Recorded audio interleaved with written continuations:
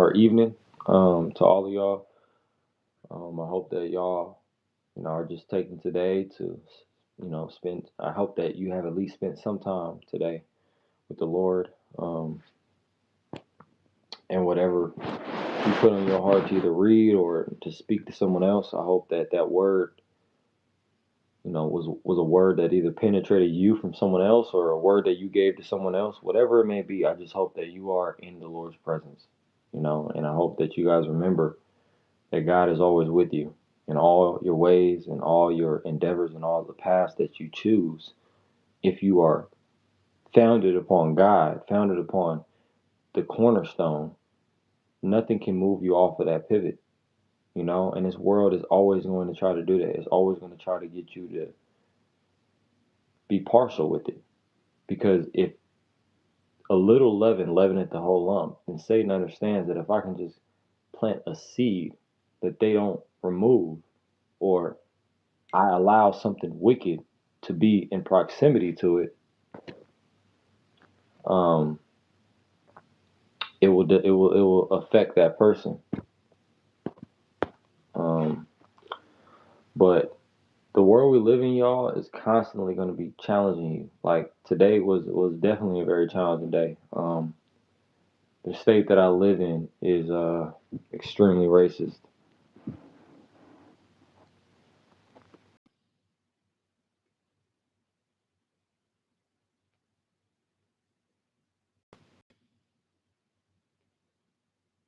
What's up? Yeah.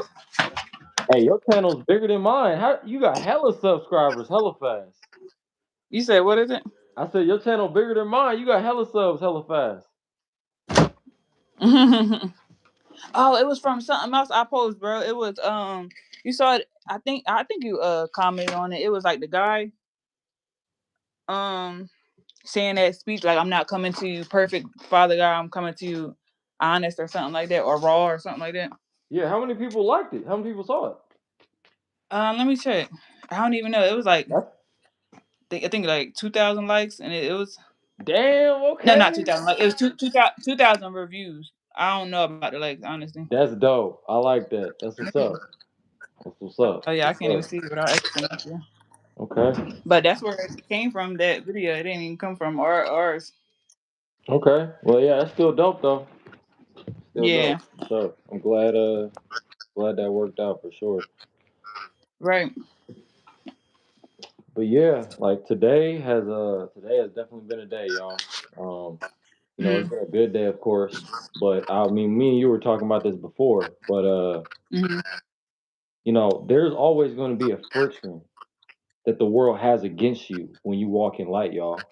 Like this world is not going to be your friend. People are not going to follow a lot of times the path of righteousness, because when that person comes around who is walking in that righteousness, walking in that light, it shines and exposes the darkness. Not because we're trying to be, in people's faces, but because we walk in the Exactly. light, it exposes naturally. You know what I'm saying? Mm-hmm. Exactly.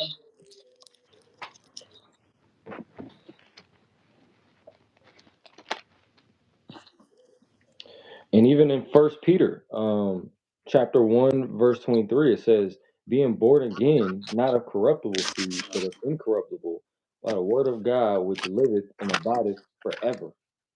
So we have to be born of what cannot be corrupted, what cannot be easily um, uprooted. And Yeah. Romans chapter 123 says the same thing. It says, I mean, not the same thing, but it speaks to how man will take the uncorruptible of God and liken it to what his corruptible image is, And those of us Mm-hmm. following God are not going to do that. We're going to do the opposite. We're going to reject our corruptible nature to accept what is uncorruptible, and that's God, always. Right. But yeah, hello to Exactly. anybody that's here, though. We appreciate y'all being here. Um, so today I've been kind of, I mean, I guess I'll just start. Like today, I've been reading Peter, the epistles of Peter, and I was reading a little bit of the second chapter, and it really resonated with me a lot. And so First Peter chapter 2 verse 6, and this is kind of my notes on it, but I said, trust in Mhm. God, you will not be confounded unlike those who have become wise. Now, this type of viewpoint of wisdom and being wise in their own eyes, in their own sight, not being wise according to God and his wisdom, but the worldly wisdom that's in his world. Mhm. And this echoes First Corinthians chapter 1 verse 27, because when I study I like to try to connect the Yeah, yeah, scripture to many exactly. places as it relates. Mhm. But so First Corinthians chapter 1, actually, let me see, verse 27. Let me go to it right now. Verse 27 says, but God hath chosen the foolish things of the world to confound the wise, and God hath chosen the weak things of the world to confound the Mhm. things which are mighty. So those who think they are high, he will humble them. He will show them how foolish their sense of wisdom is. Mhm. And then in verse 6 from First Peter chapter 2, it says, wherefore also it contained in the scripture, behold, I lay in Zion a chief cornerstone, elect, precious, and he that believeth on him shall not be confounded. Right? So if he's Mhm. saying in 1 Corinthians chapter 1, verse 27, that he's going to confound the wise by using the foolish things of the world, but that when we believe on Yep. him, we won't be confounded. That is the separation point. That is the separation between those who are following God and those who are following in their own eyes, Mhm. their own sense of wisdom or their own sense of godliness, but denying the power thereof. What's up with everybody? What's up, Renee? What's up, Isabella? What's up, Family Rich? What's up, Acts 244? What's up, Judge Jones? We appreciate all y'all for being here. Um, but yeah, God says that he's gonna take the foolish things of the world to confound the wise, because to the wise, which really are not really wise, but wise in their own eyes, what God understands and what God has purposed to be wise and true wisdom, they look at as foolishness. They look at the sacrifice of Christ as foolishness because they don't understand how wicked our nature is and how much we needed Christ. So, looking at it from their perspective, they don't understand why we need Christ. They don't understand why Christ is necessary. And so they mock him, or they recognize that he is who he says he is. And he doesn't and Satan doesn't want people to realize the true divinity of God. So he tries to distract people. He uproots people from the foundation they were on. Why? Because the foundation that they were rooted on was not actually strong enough to resist the tribulation, the persecution, the journey, the temptation. It's every single day we got to seek God, because I'm telling you, there's going to be temptation every day in one way or another to get you off of your pivot, you know? Yep. Yep. You're not even lying. Oh, what's up, Christian? What's up with it? Oh, what's up, Mom? What's up? I didn't even know you was on here. I think this is my first time seeing my mom on my live, but yeah, that's what's up. Oh yeah. Hey, how are you? Yeah, and I had found the one that I was looking for. The Okay. last time we were on, it was make no provision for the flesh. I gotta figure out where it was at though. I was Okay. saying make no provision for sin, but it was make no provision for flesh. Mm-hmm. Dang, I yeah. gotta. I feel like I know where that's at, but I don't. I definitely feel you. Yeah, Sometimes I I'll feel be like it's forgetting. Proverbs. Probably. Let me Google it real quick. All right. But yeah, to the point about verse 27 in First Corinthians chapter 1, verse 25 also tells us, because the foolishness of God is wiser than men, and the weakness of God is stronger than men. So even the lowest point you could possibly try to identify is, if not that there is there one that there not that there is a point that exists in God that's weak, but if even the lowest level of God's strength is still higher than anything man could ever achieve. Yeah, You know? exactly. That's how Exactly. powerful That God that is. that shows us how much we should really acknowledge him. Exactly. Exactly.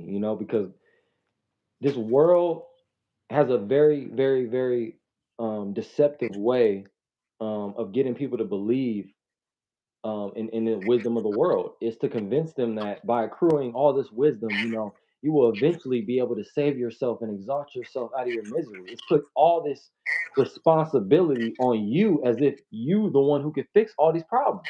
But you can't. You can't. You gotta have God because all this like the stuff that I be dealing with here, Mm-hmm. it has to happen because the process that God puts me through is to make me stronger so that I'm not easily led astray by the world. I have to get put through this tribulation. I have to get put through this test. How will I Exactly. be a To be able to testimony? preach it, and he needs us to know that we have to rely on him. Not can, but have to rely on him. And we Right. have to be at his feet, and that's Yeah. what he wants us to preach. Like he's able. He's Hmm. able. He's done it for me. And that's what he wants of us. Let me see. Yeah. Yeah. Absolutely. And honestly, I feel like that kind of leads into to what I was what I was reading in second or in First Peter chapter 2, and it talks about Christ as the living stone. It says, "To whom Mm-hmm. coming." This is First Peter chapter 2 verse 4. I'm sorry, man. It says, "To whom coming as into a stone, disallowed indeed of men, but chosen of God, and precious. Ye also, as lively stones, are built up a spiritual house, a holy Mm-hmm. priesthood, to offer up spiritual sacrifices, not worldly, material sacrifices, right? Acceptable to God by Jesus Christ. Wherefore also it contained in the scripture, Behold, I lay in Zion a chief cornerstone, elect, precious, and he that believeth on him shall not be confounded." Then next in verse 7 and 8 it says, "Unto you therefore which believe he is precious, but unto them Mm-hmm. which be disobedient, the stone which the builders refuse or disallowed, the same becomes the cornerstone, and a stone of stumbling and a rock of offense." And so this is Mm-hmm. the separation. Those who reject the cornerstone will be crushed by it. Those who willfully choose to submit to God will be broken but built up anew in his image. You see what I'm saying? Yeah. And that Yeah. stumbling is because you can't just push God to the side. They will fall. They will fall, you know? Yep. And that, Yep. and For that's sure. just and that's not because I want everybody in this world to fall, but it's the reality of the path that we are choosing when we say we follow God. It's not going to be evil. He even says in verse 9, "But ye are a chosen generation, a royal priesthood, a holy nation, a Mm-hmm. peculiar people." What does what does peculiar mean in this context? We're different, we're set apart. We're Mm-hmm. not Set supposed to apart. be Yep. doing what everybody else is doing. You know what I'm Mm-hmm. saying? That you should show forth the praises of him who hath called you out of the darkness into his marvelous light. We got to Exactly.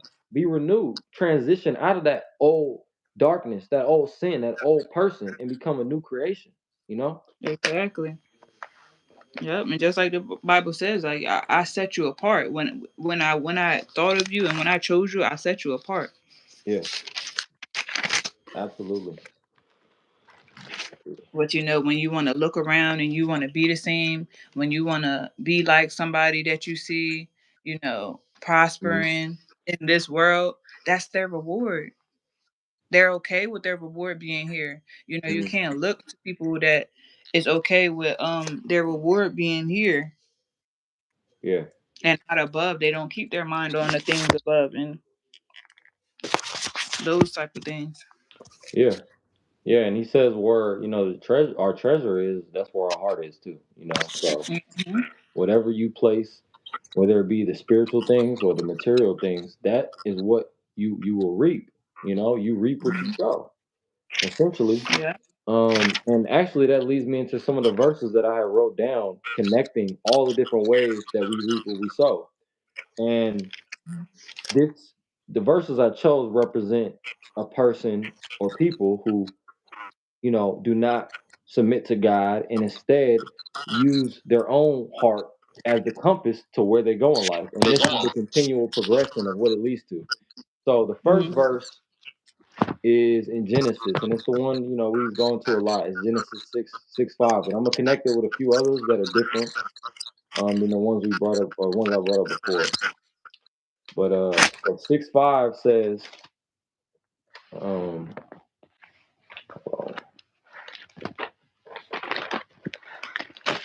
6:5 says, and God saw that the wickedness of man was great in the earth, and that every imagination of the thoughts of his heart.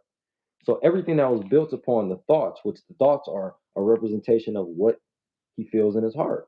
And that was only evil continually. So then let's go to Psalms, because I'm gonna go in order in order in which the Bible presents each of these books, so I can show you the progression of it. So Psalms 10, verse 2. That's the next verse.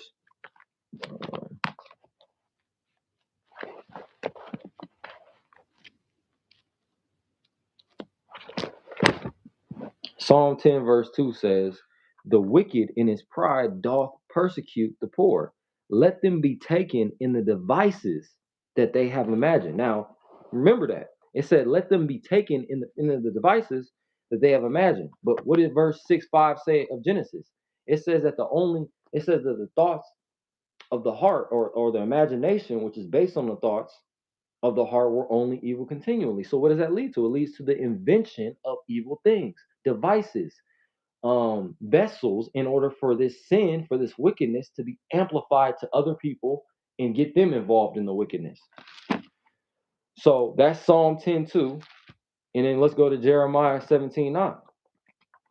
So what does Jeremiah 17:9 tell us? It tells us this. It says, the heart is deceitful above all things and desperately wicked. So who can know it? So if God tells us that the basis of our heart is wicked, and we think that we can live based on our heart, and we don't even know our own heart, that don't make sense, right? So you connect that to Romans 1:23 and then Romans 1:30, and you get a composite picture of what it leads to. And it says this, it says, and changed, professing themselves to be wise, they became fools. Why? Because they think that they can follow, we think sometimes we can follow our heart. And the heart is going to lead us where we need to go. Saying the heart wants what it wants. Yeah, the heart wants what it wants because it's wicked. And change the glory of the uncorruptible God into an image made like to corruptible man. This is where idolatry starts too, a lot of the time for some people. And to birds and four-footed beasts and creeping things. Then verse 30 says, backbiters, haters of God, despiteful, proud, boasters, inventors of evil things, disobedient to parents, without understanding, covenant breakers, without natural affection, implacable, unmerciful, who knowing the judgment of God that they commit, which commit such things are worthy of death, not only do the same, but have pleasure in them that do them. They partake in what is wicked because it brings them joy. You remember that verse, Dana, that we were talking about how the wicked can't even rest until they do evil? They can't even rest. Why? Because the basis for them to do anything is their own wickedness. They don't even have a foundation in God to know what is righteous. You know what I'm saying? Hold on, your mic. Yeah, oh, I'm sorry. It You said good? it torments. Them spirits torment you until you do what they want you to do. Yeah. And And it's that's so crazy. true. We be thinking we so free, but we Mhm. really in bondage. Like we so free because we're sinning, but we're in bondage to sin. We can't stop if we wanted to. Right, right. And that's the worst Only place to through the be in. spirit. Yeah, only through the spirit. Only by the spirit. I think so to add to that too. So I was just watching, like on my way back from campus, I was Mm-hmm. listening to Stephen Darby lecture. It was one called it was titled Spiritual Invaders. And in Spiritual Mm-hmm. Invaders, he was talking about just the many forms in which Satan will try to get you to essentially assimilate to what is unrighteous. See, he'll plant a seed. He'll create avenues for you to feel as though something is okay. Well, God didn't. That's Mm-hmm. it wasn't. It's not clearly wicked, but it's also not clearly righteous. So what do we know here? If it's not Exactly. clearly Not everything righteous, good is God. right? If it's not clearly righteous, there is no, oh, it's kind of righteous, so I can kind of do it. That's that partiality that Satan wants us to stay in. He don't want people to not believe that there's God. He wants people, because he knows that that's harder to do. But he understands, and this is what the Screw Tape Letters talks about. He understands that if I can get them in a place of docility and make them lukewarm, they won't have any motivation to really examine themselves anymore. You see what I'm saying? Yeah. Yeah, what's up, Grandma? You said hi, Amir. I didn't know you were live. Yeah, I just I just sent her the link. I didn't really think about letting everybody know. Um, is it because our sins of the heart are passed down the same way we pass on our genetics and humanly traits? I would say yeah, because the condition of our heart is wicked. When Adam brought into the world sin, from that point forward, our condition was opposed to God. When God created Adam, he created Adam perfectly. It's only because when Adam chose to go against and disobey God that our nature became fallen. You see what I'm saying? So I would agree with that. Yeah, for sure.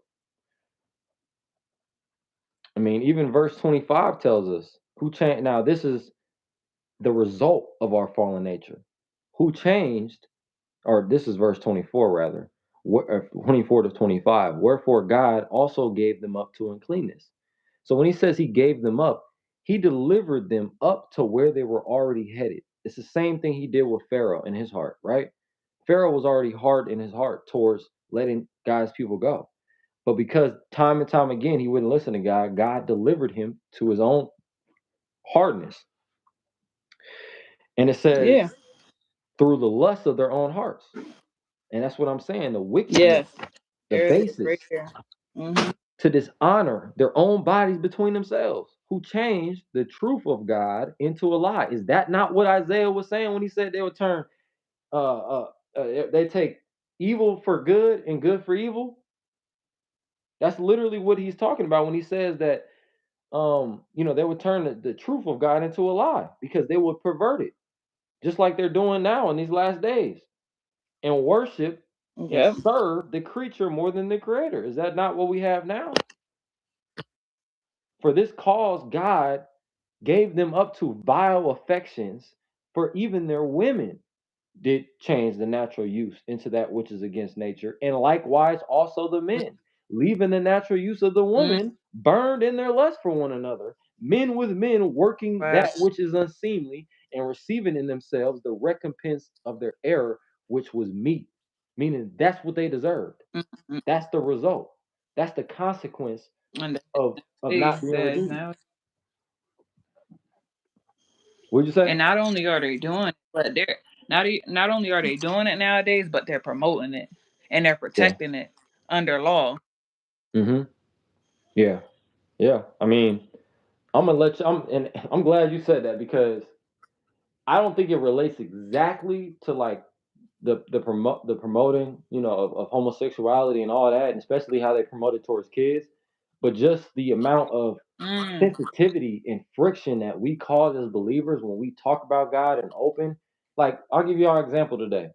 I was literally, I was in the multicultural center, which is an area, it's a free open space. Everybody is doing their thing, mm-hmm. doing projects, talking with people. It's no problem. You know what I'm saying? It's never been a problem for me there. But I was talking Mm, to my grandma, right? And I was talking to her about the word, and she was really receiving it, and we just started going in, conversating just about the state of the world and how things have been perverted. The times we live in now, it's a very narrow world, and I wasn't speaking disrespectfully to anybody. I wasn't being derogatory. I didn't do none of that. But the director of the department had the nerve to, oh, can I talk to you outside for a minute? And he basically told me, you didn't say anything mm, wrong, but we just want to make sure we're aware of how everybody feels in here. I said there are people in mm, here who are yelling, laughing, screaming about irrelevant, non-important stuff, but because I'm talking on the phone about God, you got a problem with it, and you telling me I basically need to go sit in the room and be quiet? No, I'm not going to be quiet about God.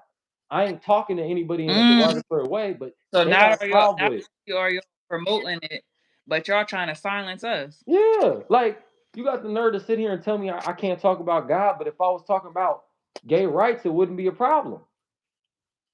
Yeah, You know, okay. it's Okay, we can do posters and promote. We could have did anything in there. Right. See, they say, oh, we accept everybody. No, they accept who they deem worthy of being acceptable. So there's a Mm, prior mhm. established agreement that they have to say, oh yeah, you cool, you cool. We can say that we accept everybody as long as you fit within these parameters, you know. And I don't say any of that Mm, stuff because I got hatred towards people who choose that lifestyle. I hate the sin, not the person. But at the same time, why is it exactly. that that's okay to speak about and what we choose to speak about, which is the truth, it's a problem. This dude had a nerve to ask me, Exactly. "Well, did you say anything to anybody?" He didn't even know anything about what I said, but he came down there basically assuming that I was saying something disrespectful. You see what I'm saying? Mm, that sword cutting. Yep, it That is. sword. And let me read that verse that you saying that made me reminded me of this verse, and I feel like you probably know which one I'm gonna go to. It's Hebrew. 4:12 of Hebrews. It's like my favorite Mm-hmm. verse. It says, "For the word of God is quick, is powerful, and Yep. sharper than any two-edged sword, piercing even to the dividing asunder of soul and spirit, and of the joints and marrow, and is a discerner of the thoughts and intents of the heart." And that's what happened. It discerns the heart, you know, and that's why it affects people in that way sometimes where you didn't even say nothing wrong. But because light is light, it exposes darkness just simply operating anywhere where darkness is. There ain't no hiding light. You can't hide light. It shines above everything, you know? And that's the light of That Christ. vanity is dark. That vanity is so much darkness, so much vanity being spoken. But as soon as that light get on, as soon as that sword get drawn, as soon as that sword is being spoken, it's like who turned the lights on? Who turned the lights on?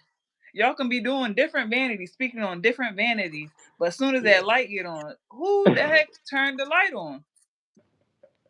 And they looking at you like, Turn man, you better that turn that off. light off.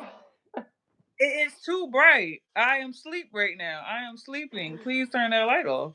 Hey, for real. Hey, I'm glad you mentioned that because you know what it is? It's like, think about it. If you've been in a dark room, like let's say you've been in a dark room, like let's say you like just an example, you've Yeah, been in a dark room you your looking. whole for months, right?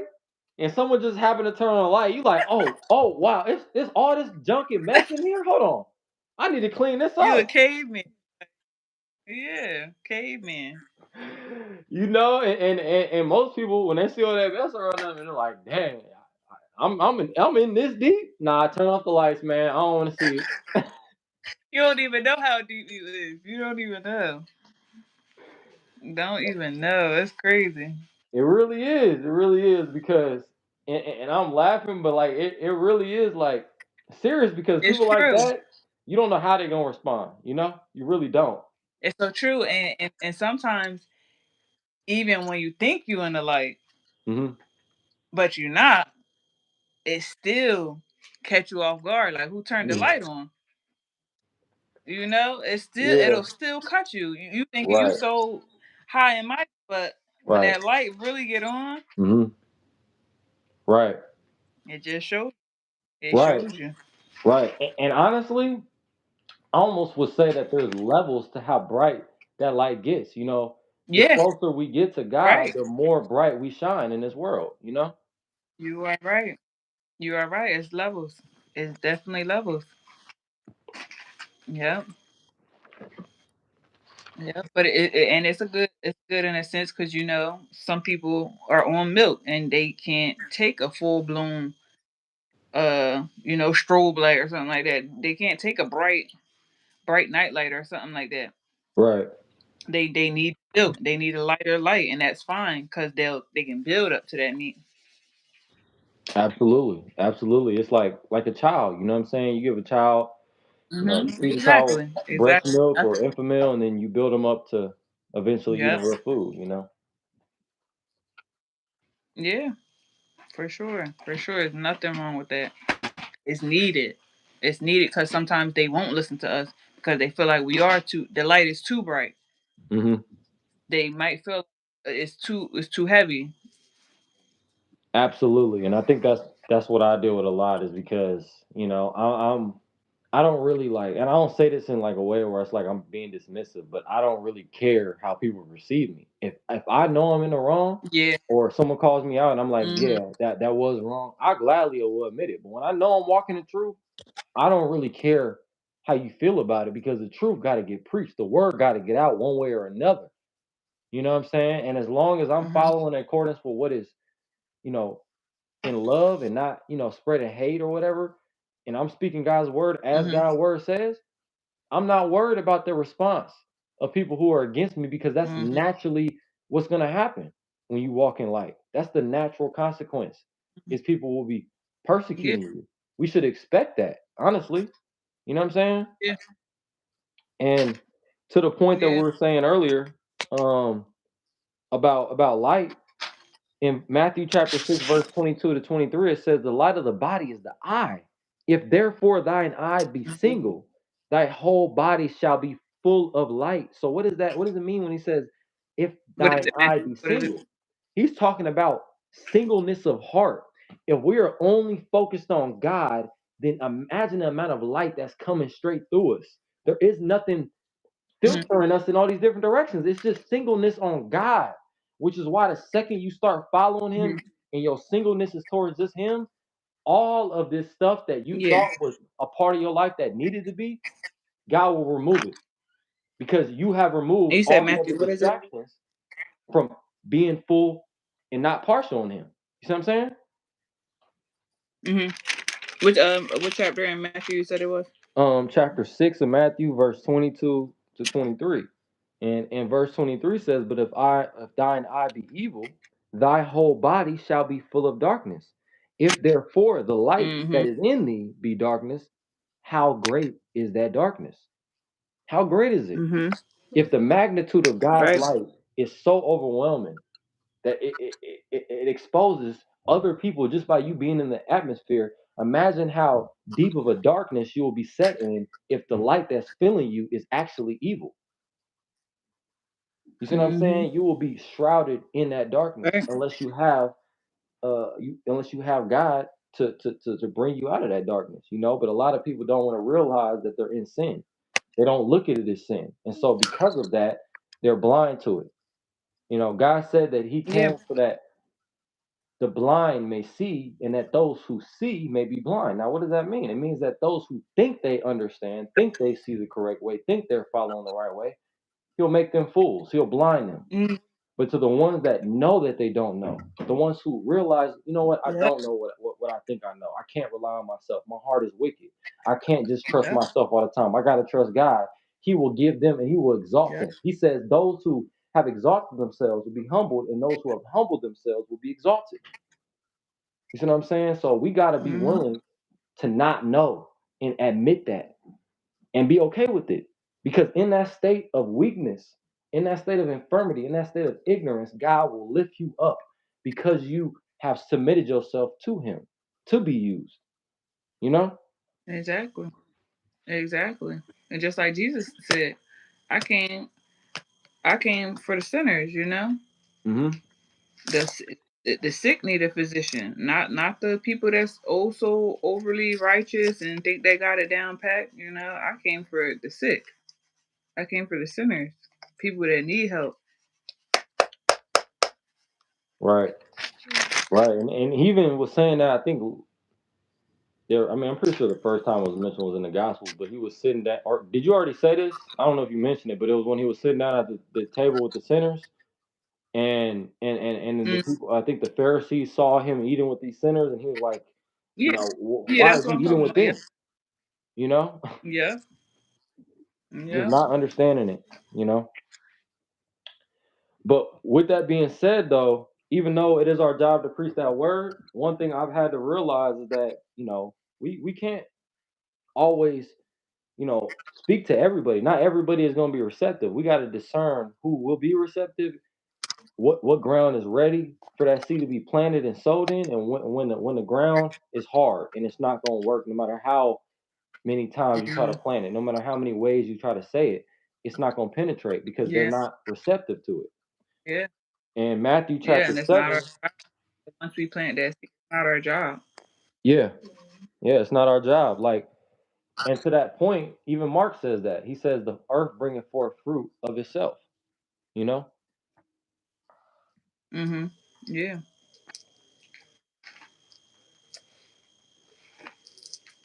Yeah.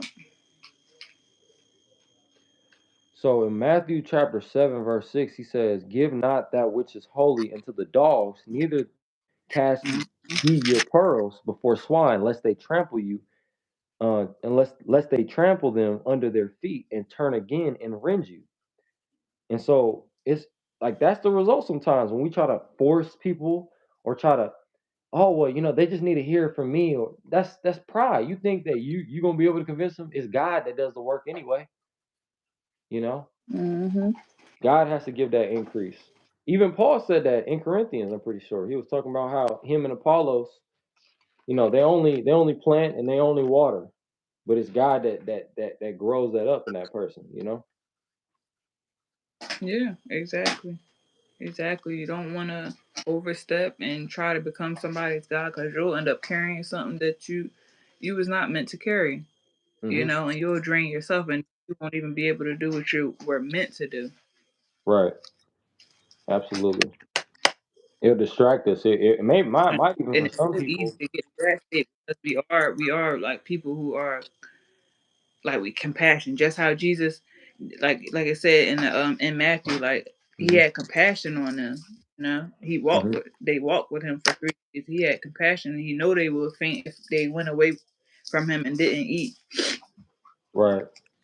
Right.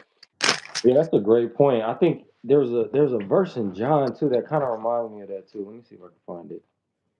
Hmm. That's in Matthew right there, Matthew 9:36. Nine But thirty when he six. saw the multitude, he was moved with compassion on them, because they fainted and were scattered abroad as sheep having no shepherd. You said Like nine he, thirty he he's six. a he was a very passionate person. Like he really looked upon people and just had compassion. Mm-hmm. But you said John. Yeah, but I kind of want to build off what you were saying there though, because that's a great verse. Like even the next verse Hmm. after 36, it says, "Then saith he unto the disciples, The harvest truly is plenty, like plentiful, but the laborers are few." You know, and you know what that reminds me of? It reminds me of, like, I'll go back to John, but that specific verse right after the one you read, it reminds me of Hmm. James, um, verse 1 to 22. Let me see if I can find it real quick. And let me see if I got the right words. Yeah, but it says, "Yeah, but ye be doers of the word and not hearers only, deceiving your own selves." And I feel like that connects to 37 and Matthew 9:37, because he's talking about the laborers are few. Now, why Hmm. are they few? Because not everybody who's hearing is doing. You know what I'm saying? Like, it all connects. It really does. Yes. Yep. And then even in so this wasn't the verse I was gonna say. I'm gonna get to that one, but this is another one in John that connects. It says, "It is." So this is John 6:63. "It is the spirit that quickeneth; the flesh profiteth nothing. The words that I speak unto you, they are the spirit and they are life. But there are some of you that believe not." For Jesus knew from the beginning who they were that believed not and who should betray him. Just like Judas, he already knew that was gonna happen. So if he knew Hmm. Judas was gonna betray him and he still loved him, you don't think he knows who's gonna betray him now? Who's really backsliding? Who's really following him? Who's really convicted and who's not? You Okay. don't think he knows? He knows. So we can't hide. We can't hide. Got to be honest with God, because it's not like he doesn't already see it anyway.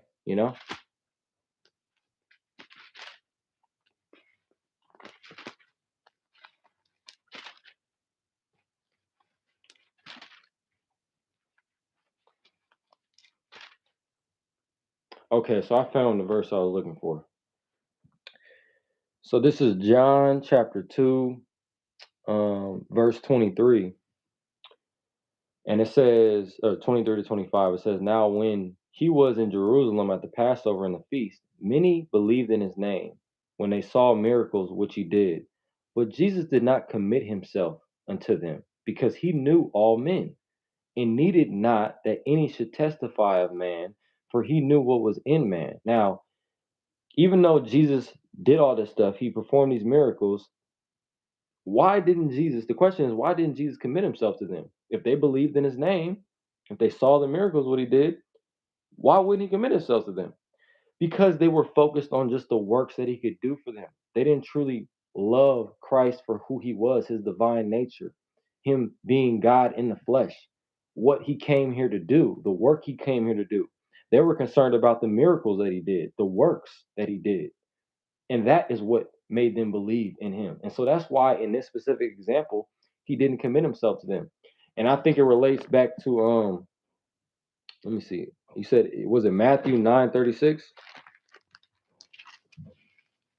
Yeah.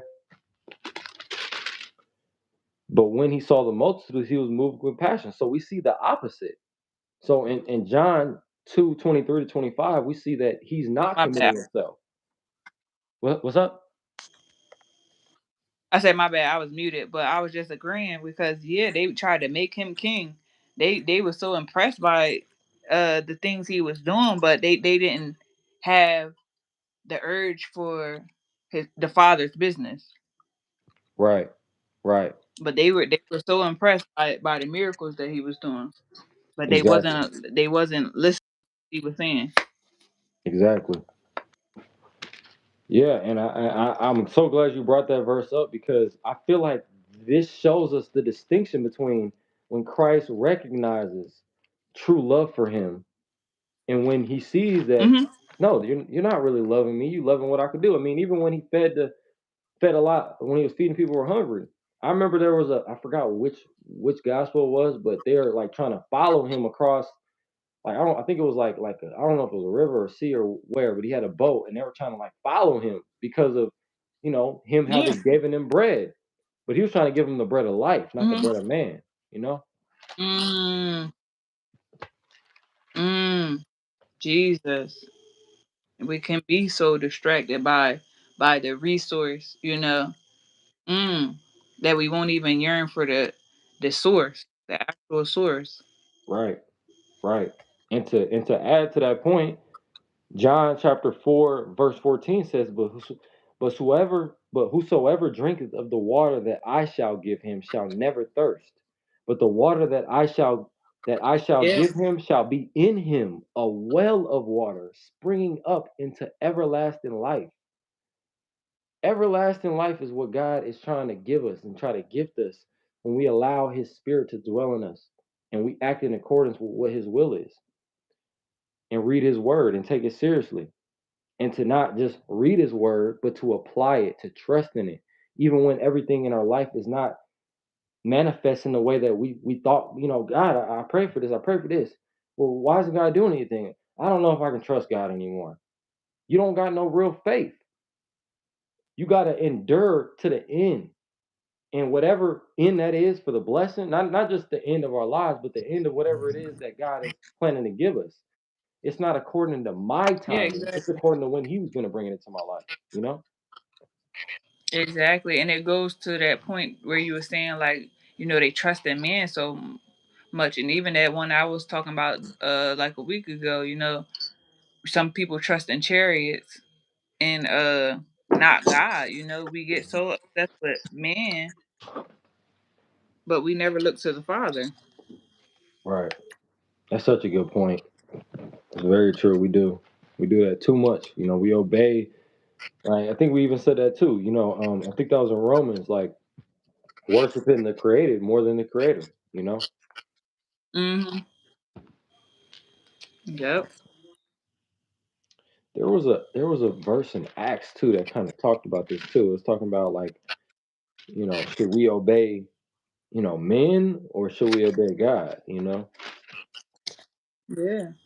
Let me see real quick, but I'm gonna find it. Excuse me. Bless you. Thank you. See if I can find it too.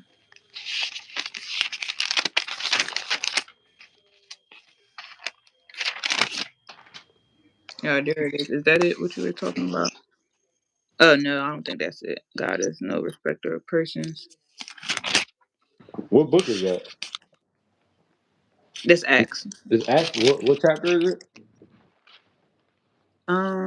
What was that? That was chapter 10, It might be. Hold on, let me see. verse 34. Oh, okay, I found it. It's actually Acts chapter 5, the one I was looking for. But Okay. it says so it's Acts Acts chapter 5, 5. 29. Mhm. All right. Maybe I 29. should read the context around it because the Acts is, it's different than I would say like kind of like how Proverbs or Psalms is where each, Yeah, yeah, yeah. part is like its own like its own section. It's kind of like a story that they're telling here. So I'll start from 26 and go to 29.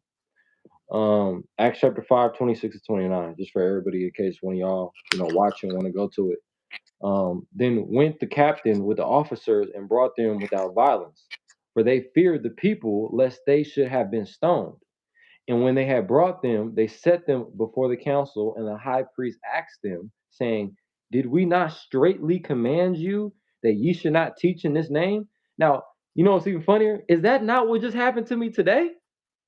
Exactly. Is that not what Exactly. just happened? Like, I just thought Exactly. about that reading that. I'm like, bro, that's literally what he told me. He literally told me to get up out of there. Yep. Yep. Not in that Man, name, not in here. not in here, man. You gotta get up out of here. Better go sit in the room. He even Yeah. offered me his office. He was like, well, I just don't want you to feel excluded. If you want to go sit in my office, you can go do And that. that's just like the king. He was like I don't want to be guilty of killing this Yeah, innocent man. Let me wash my hands. You're not for it totally, but you're not against it. But that you right, can't be on the right, fence like that. You can't. right, right. And they want to. They want to He find said, that little gray let me area that wash don't my exist. yeah. Let me wash my hands so I'm not guilty of. But I'm gonna turn them over to you. But I'm not. Let me wash my hands so I won't be guilty of it. Hey, the spirit is working right now. I swear it's working right now. You just reminded me of another verse. That's so true though. But it reminded me of John chapter 10. Remember what he said? Remember what you just said? You Hmm. just said that that person washes their hands. They'll deliver you, but they'll wash their hands, right? So what does it say here? It says in John chapter 10, verse 12 to 13, but he that is a hireling and not the shepherd, whose own the sheep are not, seeth the wolf coming, and leaveth the sheep and fleeth. Hmm. And the wolf catcheth them and scattereth them, or scattereth the sheep. The hireling fleeth, because he is a hireling. I mean, he ain't here to last. He ain't here to endure with you. He here to let you fall and let the Mm. enemy take you over. And careth not for the Yeah. sheep. But what does God say? He said, I am the Yeah. good shepherd and know my sheep, and I am Mm. known of mine. As the Father knoweth me, even so I know the Father, and I lay down my life for the sheep. And other sheep I have, which are not of this fold, them I also must bring, and they shall hear my voice. And That's there shall good. be one fold That's and good. one shepherd. Beautiful. That's good. I'm a good shepherd. But to go back to finishing that verse though, 27 says, and when they had brought them, like I said, they set them before the council, and the high priest asked them, did we not straightly command that ye should not teach in his name? And behold, ye have filled Jerusalem with your doctrine and intend to Mm. bring this Mm. man's blood upon us. Yeah, because people really believe him and they serious about this. Then Peter and the other Yeah. apostles answered, this is me for real. This is really how it be. He said, other apostles answered, we ought to obey God rather than men. That's the decision we got to Mhm. make at the end of the day. Are we going to obey what men think? And well, what if they don't like me? What if Mhm. they don't like what I say? Who cares? Does God Yeah. like what you say? That's the main thing. Keep the main thing the main thing. If God, if God is the backing your decision, don't have any fear because He will deliver you. Mhm. Remember when David was going against all these enemies? He was going against Saul. He was going against Goliath, all these enemies. But God delivered him in all Mhm. ways. Why? Because he trusted in him and not men. Yeah. And then Yep. look, even even Yep. even Yep. Yep. after Acts chapter 5 verse 39, it says or verse 38 to 39. Actually, I'm gonna go 38 to 42 because there's two verses in here that really drive this point home. It says, "And now I say unto you, refrain from these men and let them alone."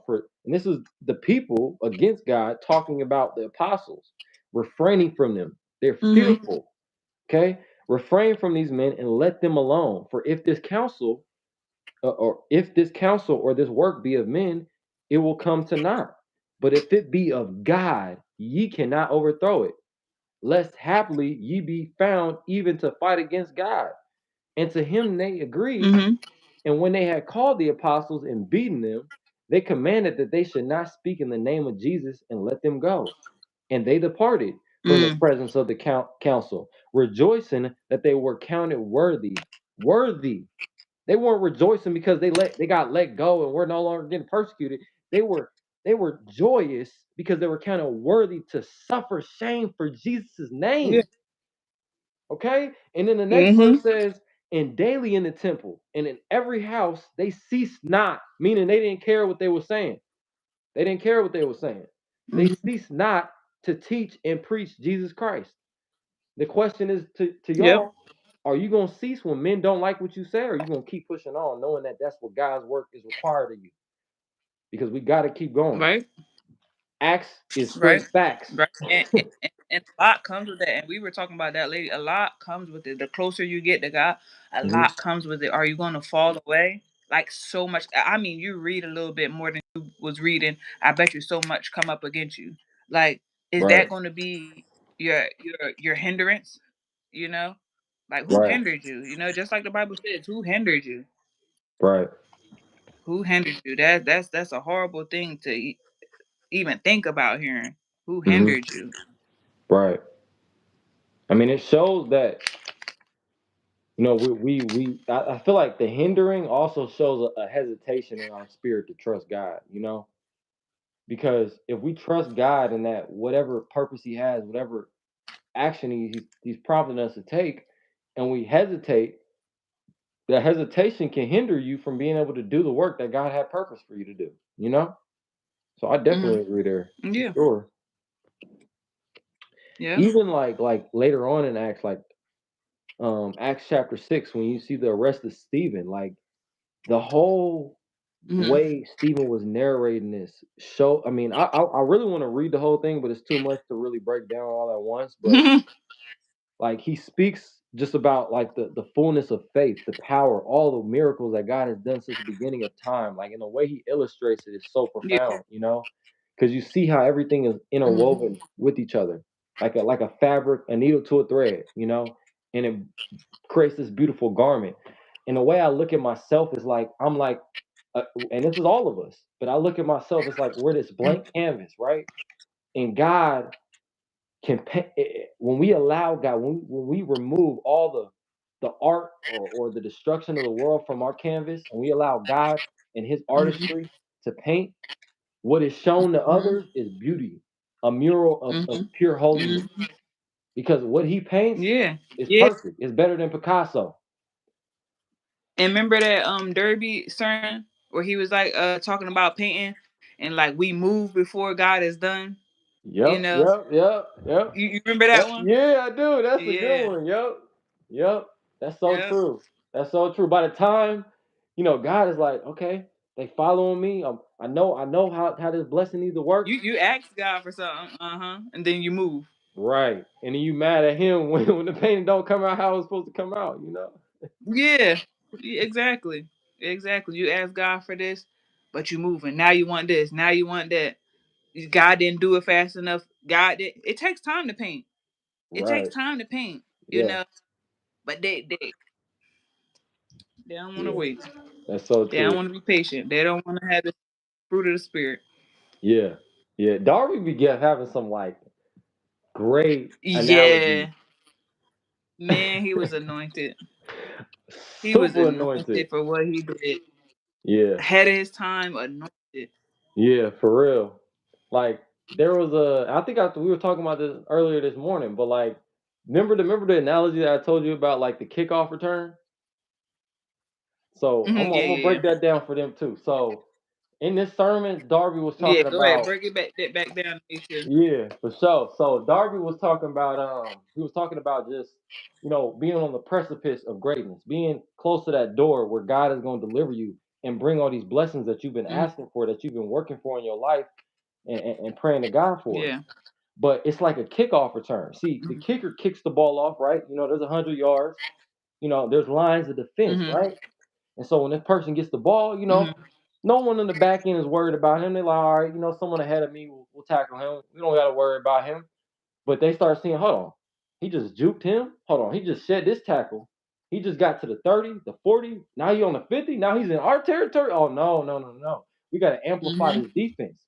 We got to attack him even harder. We got to put more pressure on him or her. And you start Mm. shedding these tackles, even when you get into their territory and you dealing with the Mm. persecution, that's why you go through what you go through when you at that edge, when you at that point and it gets harder and harder and harder because Satan knows Mm. you're so close to it. You so close to that end zone, Yep. about to score that touchdown. Yep. You know what I'm saying? And we gotta score. We That's gotta so stop true. worrying about, oh well, why So. are these people trying to come after me? Because you got light in you. That's why. Mhm. Yeah. Yeah. And once you're almost there, people, just like you're saying, people are going to come after you. Yep. Things are going to happen. Trials going to happen. Yeah. Tribulation going to Yeah. And this was root beer, y'all. It's not actual beer. I don't want happen. people thinking like I'm drinking beer while I'm talking or something. So I just wanted to show Look, you yeah, yeah, that. It's root beer, yeah. y'all. It's root beer. Going at it with a nice cool one. Man, hey, didn't Paul tell Timothy, you need a little bit of wine for your gut? For your stomach. For real. Mhm. But like to add to the theme, like when we like just of not to the point that I just made about like, just being on that precipice of greatness, but in the process of yearning and listening to that voice, Hebrews chapter 4, verse 27 says again, he limited a certain day, saying in David, today, after so long a time as it is said, today, if ye will hear his voice, harden not your hearts. And this for me, just speaking for myself, I have to remind myself this all the time because when things happen to us, it's super easy when we feel like God isn't answering to harden into sometimes maybe even ignore what God is telling us because oh well he wasn't answering here, so I don't know if I can trust him anymore, Mhm. you know? But what he Yeah. does sometimes, it's like one of the best ways I can explain it is like when you let's say it's winter time, right? And you seeing a lake and the whole lake is frozen over. And that's us looking at the lack of movement in our lives. We like, man, ain't nothing happening. It's just stuck in this solid state stagnation. But under the surface of the ice is all this life flowing. The streams are still flowing. The fish is still going. God is doing all this work, but we don't see it. And so we don't trust it. But faith is based on what is unseen. So I should know that not everything he does is going to be seen. But see, that tells us right there, it exposes our lack of faith or our strength in our faith. Either way, I'm not saying that to Right. condemn anybody because honestly, I think it's a good thing sometimes when you get your faith exposed because it allows you to double down and really Yeah. take it seriously and strengthen yourself in God. Yeah. You know what I'm saying? Yeah.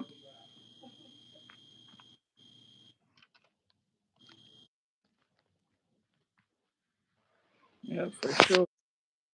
And then verse 2 in the same chapter 4 of Hebrews, for unto us was the gospel preached as well as unto them.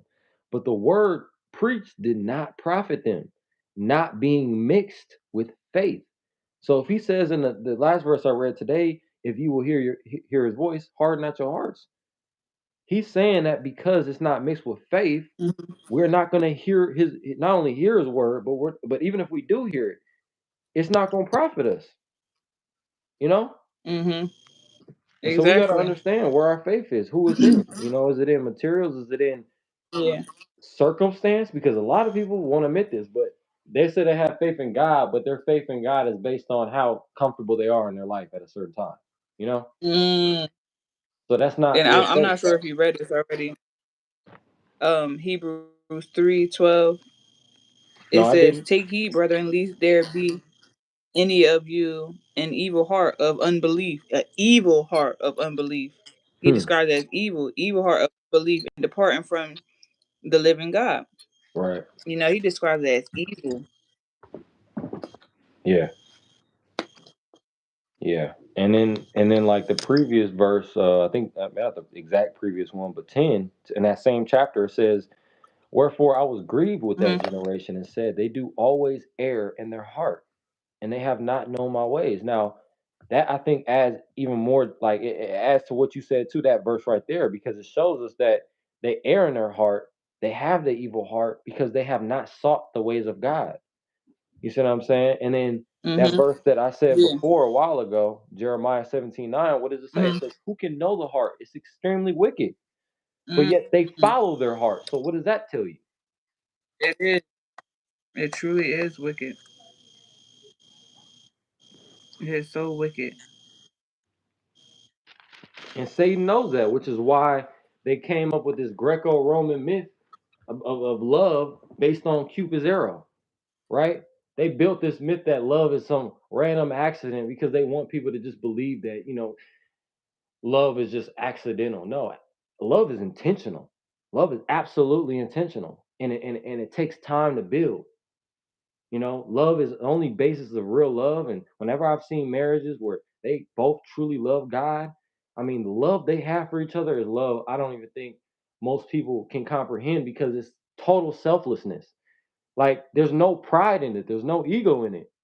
It's just complete, total submission to one another in their roles. Not like the husband is like under the woman, but just submitting to his wife and loving her and doing what he's supposed to do as a husband. And then the wife doing the same thing. And the Hmm. way their kids are raised too. I've seen this a few times.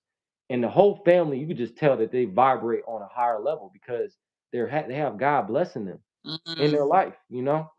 It's Yeah. beautiful. It really is. I Yeah. love seeing that. Yeah. It is. It really is.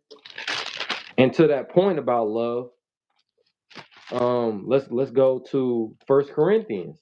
Actually, I'm gonna go in my other Bible because I like the way it reads in this one. But it's still gonna be First Corinthians, chapter 13. Hold on.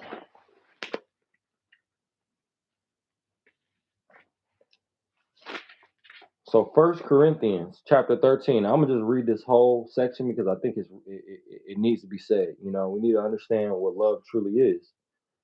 "If I speak in the tongues of men and of angels, but have not love, I am a noisy gong or a clanging cymbal." So just noise, a noisy distraction is what God is saying. "And if I have prophetic powers and understand all mysteries and all knowledge, and if I have all faith," kind of like how that rich man said, you know what I'm saying? What else am I lacking, Lord? "So as to remove mountains, but have not love, I am nothing. If I give away all I have, and if I deliver my body to be burned, but have not love, I gain nothing. Love is patient and kind. Love does not envy or boast. It is not arrogant or rude. It does not insist on its own way." And that's what I was saying, that's selflessness. "It is not irritable or resentful. It does not rejoice at wrongdoing, but rejoices with the truth. Love bears," means it endures, it takes the pressure of all things, believes all things, hopes all things, and endures all things. Love never ends. As for prophecies, they will pass away. As for tongues, they will cease. As for knowledge, it will pass away. For we know in the part, for we know in part, and we prophesy in part. But when the perfect comes, the partial will pass away. When I was a child, I spoke like a child. I thought like a child. I reasoned like a child. When I became a man, I gave up childish ways. For now we see in a mirror dimly, but then face to face. Now I know in part, then I shall know fully, even as I have been known fully. So now faith, hope, and love abide. These three, but the greatest of these is love. You know, and Amen. that's it's I love reading that. Like I love reading that because it's such a reminder Mm-hmm. of what Yeah. we're supposed to operate out of, how we supposed to love one another. It's Mm-hmm. selflessness, you know.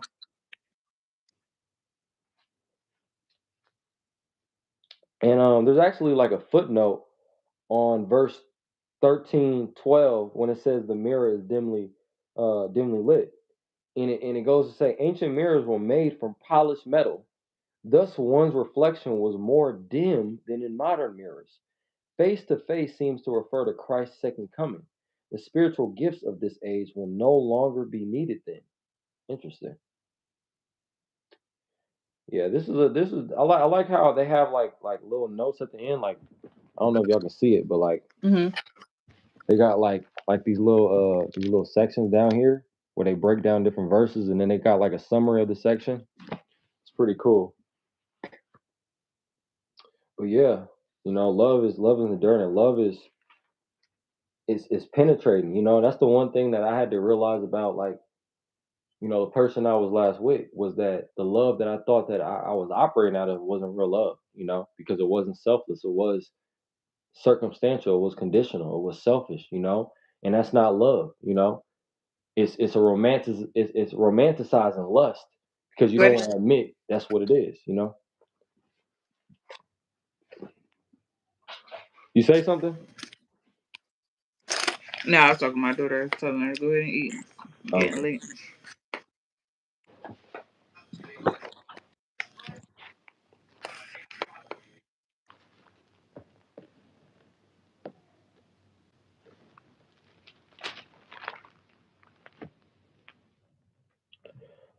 Another thing about just the patience that we have to have about what God does in our life. James chapter 5 verse 7 to 8 says, "Be patient therefore, brethren, until the coming of the Lord. Behold, the husbandman waiteth for the precious fruit of the earth, and hath long patience for it, until he receive the early and latter rain." Now think about this last part where he says until he received the early and latter rain. This is why I always say it's once you really develop that love for reading God's word, you start to see how everything is connected. And I think the last part when he says, because think about it, he's talking about patience. If any of y'all have ever read Kings, First, Second Kings, you'll know the story of Elijah and how he prayed 3 years for rain to come and 3 years, or for rain to go away, and then 3 years for rain to come, and it came Mm-hmm. because he was patient. And then here it says until he received the early and latter rain. So that was like a way of connecting it, but also showing how it parallels to our life, how we have to wait early and often, and it may be longer than we expect. Think about Jacob. Jacob waited Yep. 7 years, time, and another 7 years just to be with the woman that he loved. Do we have that same patience to wait for God? We Yep. gotta work that out Years. ourselves. Were you gonna say Years. something? No, I was just saying like years. They waited years. I just like you were saying, like, are we gonna be that patient to wait years? Right, right. And it's easy to say, yeah, I will wait, but if we're being honest, I think I would say I don't know. I don't know if I could wait that long, but I would sure try Exactly. though. I would try, Exactly. you know, Exactly. Not because in our time, but God. Yep. yep, exactly. God's timing. I mean, I was just thinking, I was like, we can't even really guarantee. I mean, we can guarantee our salvation if we trust in God, but we can't guarantee how we're going to always react in certain situations. Like, think about Peter. Peter said he would never deny God, but what happened? He ended up denying him 3 times. You know what I'm saying? So it could be, God will show us how close or how far we are to Him. That's the one thing I realize is that God always shows you, where you really are. It's just sometimes we either ignore what He's teaching us, or we have a way that in our mind seems right, but really isn't, you know? Yep. It says, verse 11 in chapter 5 of James, Behold, we count them happy which endure. Ye have heard of the patience of Mhm. Job, and have seen the end of the Lord, that the Lord is very pitiful and of tender mercy. But above all things, my brethren, swear not neither by heaven, neither by earth, neither by any other oath. Now, this is also what I was saying about earlier about, like, pledging to these different organizations. Don't be swearing by any other oath, but let your yeah be yeah Mhm. and your nay be nay, lest ye fall into Yep. condemnation. And that's it right there. We gotta be decisive with what we say and what we believe. There's no gray area with God. Yep. People really believe that, oh, well, I can just kind of sit and play both sides. Nah, he gonna spit you out. That's what Jesus said. He said, I spit the lukewarm out. Think about it like this. You cook some meat, right? And it's not cooked all the way, and someone gives it to you and you think it's cooked. What you gonna do? You gonna spit it out, right? Yeah.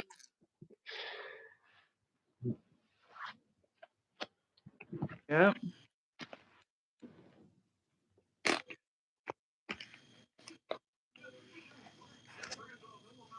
You said, how did God show James? Let me go back to that verse specifically.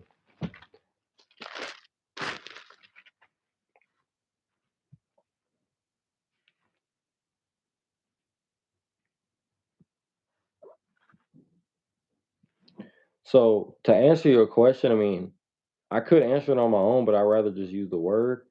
And it says in verse 12 to 15, they're talking about, like I said, verse 12 is talking about like not swearing by heaven or earth. But then 13, 14, and 15 talks about, if you're afflicted, let him pray. So he's teaching us, and I'm pretty sure God taught James, for him to be inspired to write this word.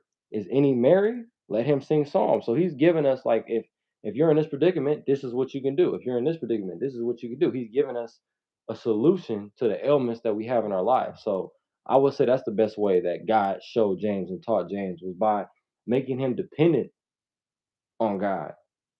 God has to get us in a point of desperation, of frustration, so that we have nowhere else to turn to but God. You know what I'm saying? And that's when we become the strongest in our foundation, because we realize that there is no other way. He is the Alpha and the Omega. You know, Satan only has jurisdiction, he doesn't have authority. What that means is that Satan can only do what God allows him to do within a certain measure. Just like you saw with Job. Satan can only do to Job what God allowed Satan to do to Job. It's the same thing in our lives. Yep. And yeah, not in God's time, but or not in our time, but God's time. Yep. Yep. Um, but yeah, anybody else is watching, if y'all got any questions or you want to feel free to comment about anything, we will definitely appreciate that. But I'm glad that all y'all, who came in here, who are in here, we love all y'all. Let me see.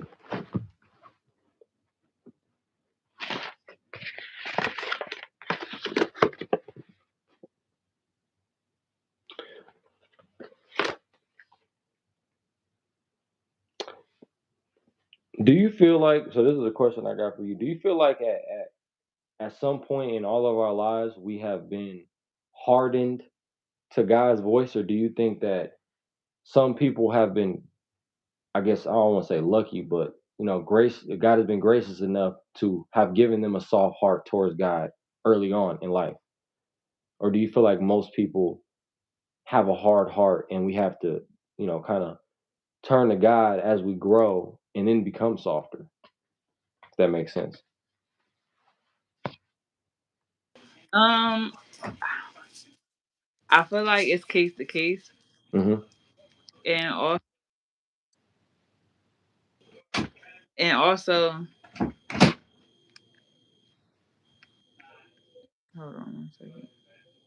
I feel like I was trying to Google it, but like he has mercy on who he shall, he has compassion on who he shall. So it's case to case, and Right. also God does what He wants. Yeah. Right. Yeah, I would agree. Yeah. About He about it. yeah, I would definitely agree with you. I think it's really dependent upon the environment that person grows up in. Like if he really grows, if that person, now everybody has to work out their own salvation, but I'd be a fool to say that how your parents raise you doesn't affect you. It absolutely does. Like if you got parents who love For God, sure. like when I look at Stephen Darby's family, and like 'cause he's posted, his family's posted updates just on how they're doing and all that. His family, like they all are so strong in themselves because the way Darby and his wife raised them children was with the love and the fear of the Lord. So their heart was Hmm. was was already sown in righteousness because the union of their mother and their father was in holiness and it wasn't in sexual immorality. And so God, I would say in my belief, blesses them even more because they have produced fruit in their lives and then they produce children that are in alignment with what God's structure of marriage was supposed to be. And even Darby said this in a couple of his sermons. He was like, I noticed a difference, and not like saying one is more valuable than the other, but just he said that there was a difference he noticed between his children when he had certain children when they were in marriage and then when they were Yeah. outside of Yeah. marriage. He noticed that they were more inclined Hmm. to God and less inclined when they were when they were sexually immoral. And I've noticed that Wow. in the world too, and I think it's very true. Mm. So yeah, that's what I would say. Jesus. And what she said something. I feel like the world has become louder with technology, entertainment, etc. Lots of things to distract. Yes, Yeah, it is. It's so much sure, more. for sure. There's constant. So much more. Yeah, Yeah. yeah, for Con- sure. constant, constant, just doom scrolling. Yeah, and see that's why I don't really go out like that, and I don't really consume. Like I don't watch movies really hard. I don't think I can't even remember the last time I watched like a film. I think the last one was actually Sinners, and I was only watching that because I Mhm. wanted to see what they were because they put truth in movies more than they do Yeah. the news. So Oh yeah. I Oh wanted to yeah. just see what it was about. I mean, it was I could have easily not Yeah. watched it, but to the point that we're talking about, like it is a lot of distractions. That's why I don't go out like that really ever, unless it's to go get something I need. But in terms of like just getting drunk, none of that. I'd rather just be at home because all that stuff gives Yeah. Satan an opening to influence you, to pull you back to certain Yeah. behaviors that you know are not godly anymore. Hmm. Yeah. Yeah. I don't. I couldn't get in. I never get into scary movies. Yeah, that's good. That's real good because it's a portal. It definitely is a portal, Yeah. you know. Yeah. If you're not prayed up, don't know that. Yeah. And That. I Mm, feel like they're getting even more, graphic with like these horror yeah. movies. Like it's crazy. Uh, yeah. I heard. I heard. I heard because there's so many people. Oh, don't watch this. Da, da, da, da, don't watch this thing. Mhm. Like they know, Yeah. they definitely know what they. It reminds me of this movie. It's called Stargate, and in this movie Stargate, they're talking about like this whole. It's a deep movie. There's a lot of different components of Stargate that is what's happening now. Like Hmm. one of these lives, we're gonna have to talk about CERN and what's going on with you know what CERN is. What is it? So CERN is like this. I don't know all the logistics, but from what I researched, it's like they do a lot of scientific studies, and specifically what I Hmm. researched was that they are trying to create um, essentially like a field of energy or an atmosphere where antimatter, Mm. darkness, dark energy basically can manifest in an Hmm. environment.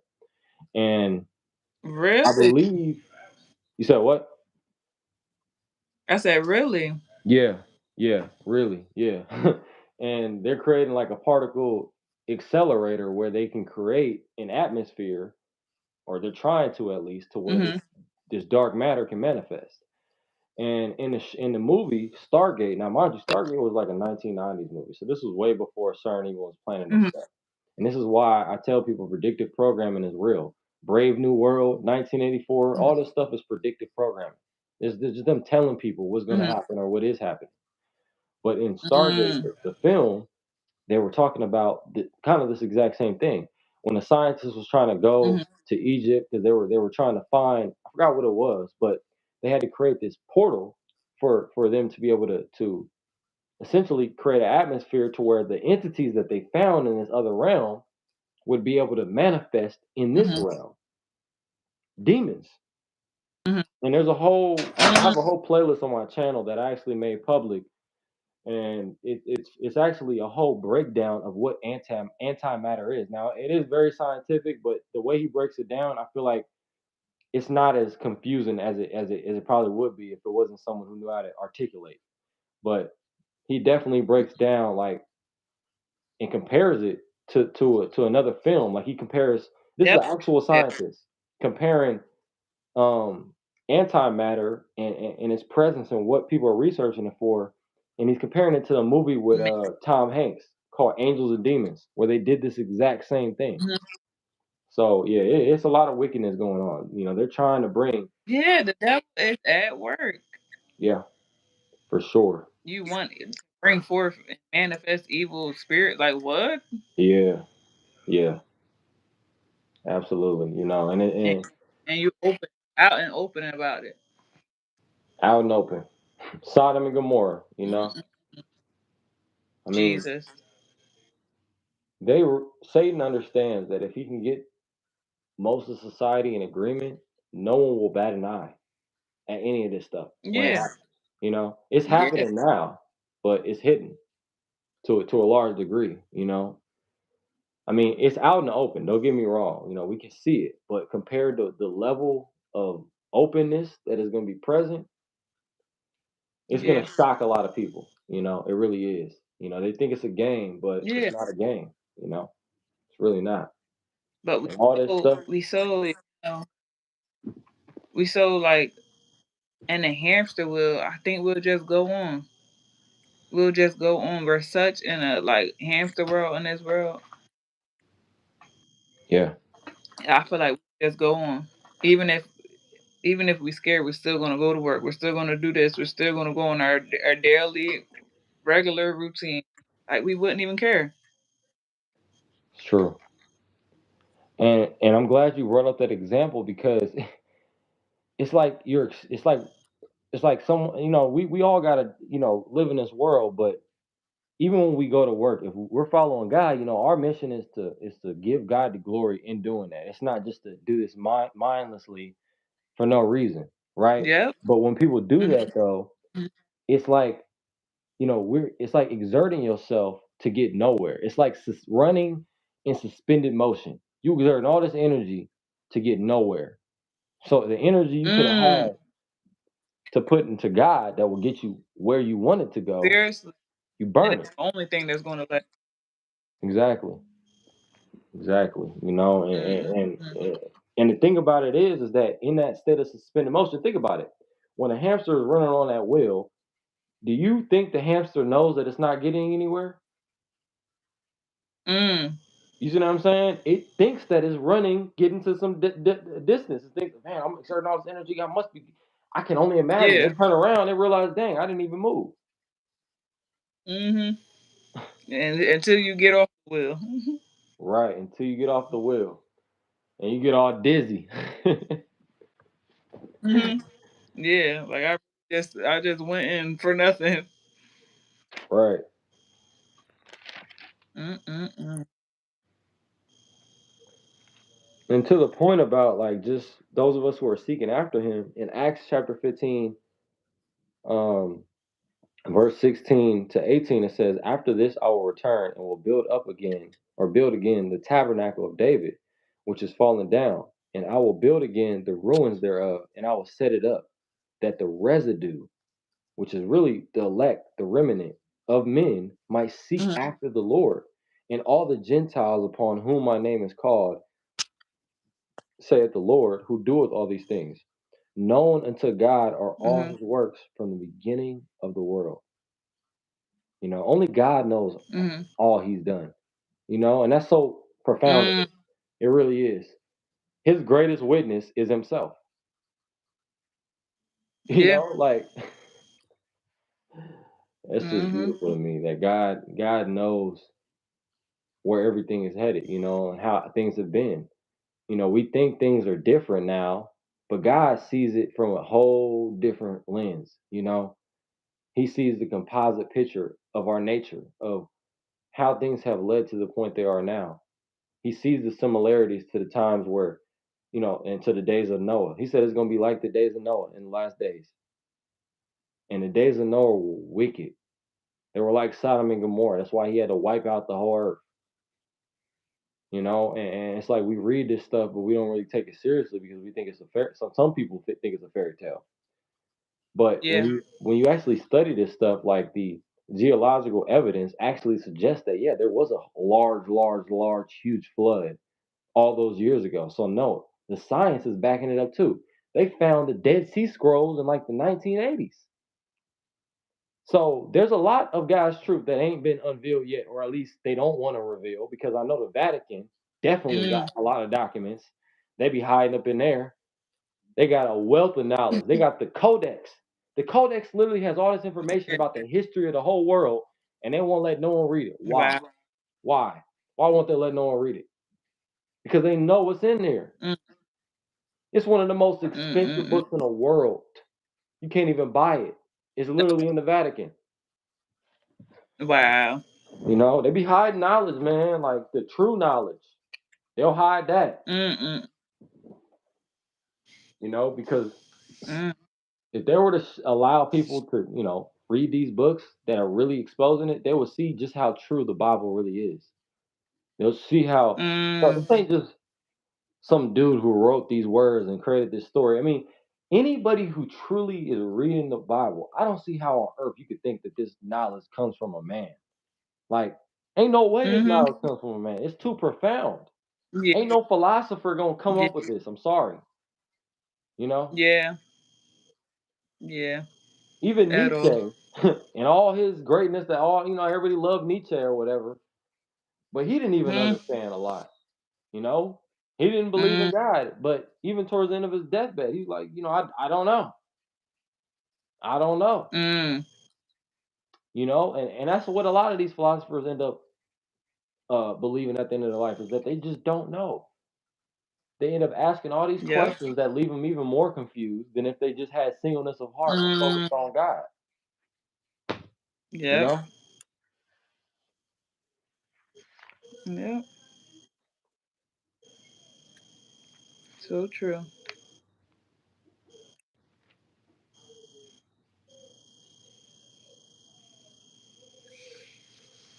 So true. we have heard that certain which went out from us have troubled you with words, subverting your soul, saying, "Ye must be circumcised and keep the law." To whom we gave no such condemnation, it seemed good unto us, being assembled with one accord, to send chosen men unto you with our beloved Barnabas and Paul, men that have hazarded their lives for the name of of our Lord Jesus Christ. And I always remind myself that when I'm in these situations where I'm going through persecution, like we were saying earlier, but even when I'm in a Mhm. predicament where maybe I do have a physical ailment, I got to understand what this comes with. It's not going to be sweet all the time. It's not Right. going to be just, Right. it's like, it's going to be peaceful, but it's not going to always feel that way sometimes. Mhm. Right. Times you got good days, you got bad days. For sure. But what did you say? No, you said too many bad choices. Or hold on, you said another message before. The world was quiet when I was born in 1956. and when great grandma Mm. in 1918. Too many bad drug choices available and access to drugs and alcohol. That's what dad Mm. talked about. Yeah, my dad, like a lot of the stuff I know comes from my dad. Like my dad grew like raised me just on knowledge, and seeking the truth. But yeah, he was Mhm. also talking about CERN. It's the European Organization for Nuclear Research. Research, yeah, nuclear research. That's where they put a lot of their money in. Is nuclear bombs and research, Mm. ways to essentially kill people. That's what they put their money in. It's all normalized. Yep, it's normalized, but it's not normal. You know, they've made it Mm. acceptable, but it's not acceptable to God. He spits it out because he realizes how wicked this world is. And we don't sometimes until we have been given the gift of God of knowledge and foresight and discernment. Like I had to realize that the stuff that I see, the stuff that you see, the stuff that those of us following God see, most of this world does not discern this stuff this way. They don't.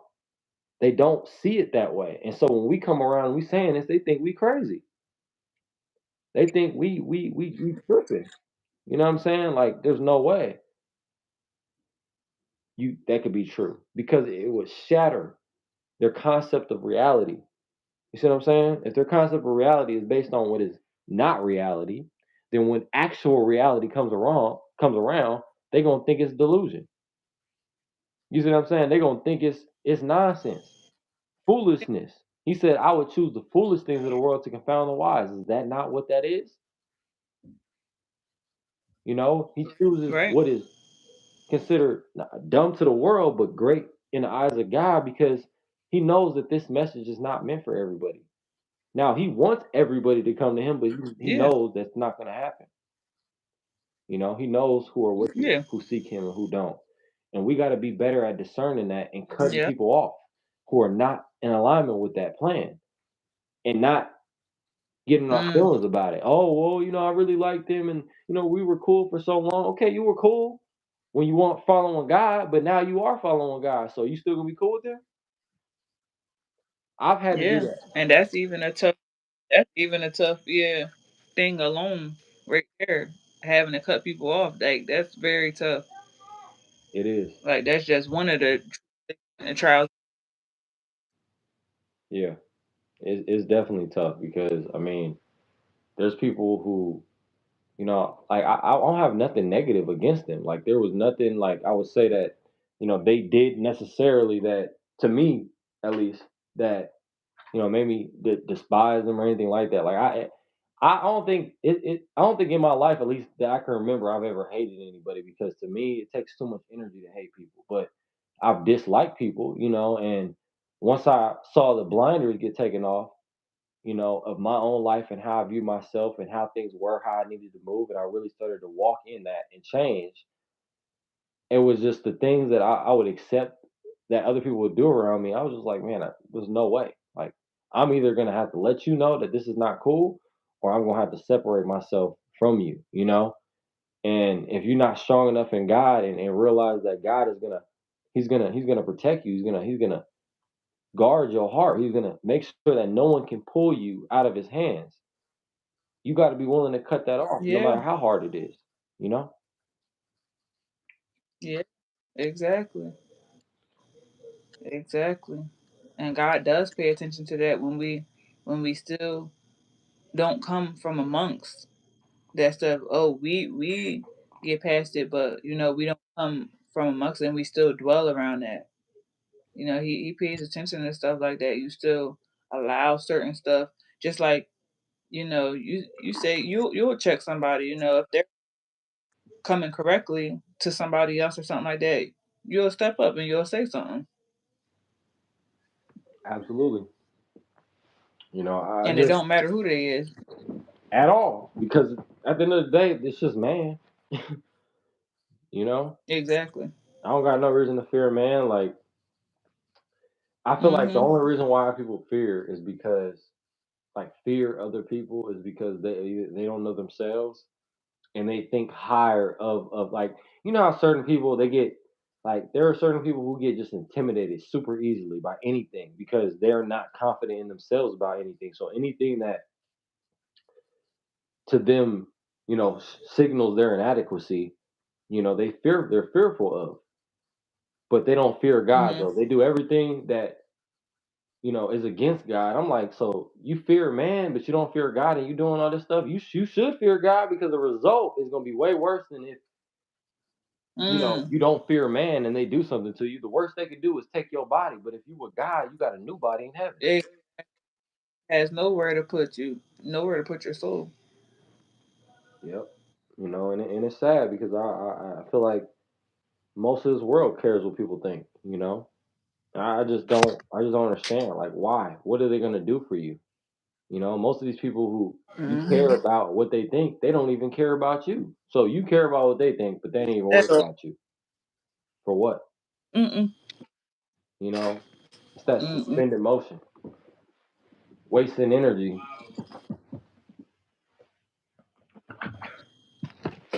Yep. But I think we could probably get close to wrapping it up though. What you think? Yep. That was a You good comeback for our little break. for You know, sure. like I said, we be needing our breaks just to Yeah, like get built up. for sure. For sure. I mean, most of the time that I watch a few Christian channels, but most of the time I've seen people kind of talking. I really don't feel like there's a lot of people who do it like the way we do it. Like just getting on and just Yeah, talking about it's it. not. Like, yeah, yep, It's not. It's really everybody be all not ashamed or nothing, but everybody be all organized and you know. yeah, But we just try to be led. That's all we try to be. yeah. I already read the last comment. I read all the last comments, but yeah, I agree. Um, I don't know. I mean, there's probably gonna be a couple times we maybe organize it to be a certain way, but I think like the way the spirit flows, when we just go off the cuff, like I feel like it's really organic, and I think that really resonates with people, knowing that we're not just like Hmm. setting up to say certain things at a certain time to get a certain reaction. Like, man, I don't care about none of that. Yeah, all fancy and dressed up, design. Yeah. Yep. If anything, want to tell us how we dress down, Yeah, that was crazy. That was like that wild. one guy did. Yeah, he was like, man, you over there wearing a hoodie and he over there wearing a tank top. Like that's ridiculous. A baseball cap. I ain't never heard that in my Yeah, life. I'm sorry. Like it'd be that's different, right? funny. If, if I was walking in the room, I had my hat on. But that's not what we talking about here. Just silly, Yeah, yep, yeah. silly, The silly, silly. tip for But I want to leave on this. Like I appreciate all y'all. Have came in here, and I know there will probably be people who check out this live after we're done. But I mhm. know you would agree with this. We encourage y'all to go read the words yourselves. We get on here, we talk about God's Amen. word, but it's to inspire y'all to go read for yourselves. Is there anything else you want to Mhm. say? Amen. Nope. Covered it. All right. Well, y'all have a good night and shalom. All right. Have a blessed one.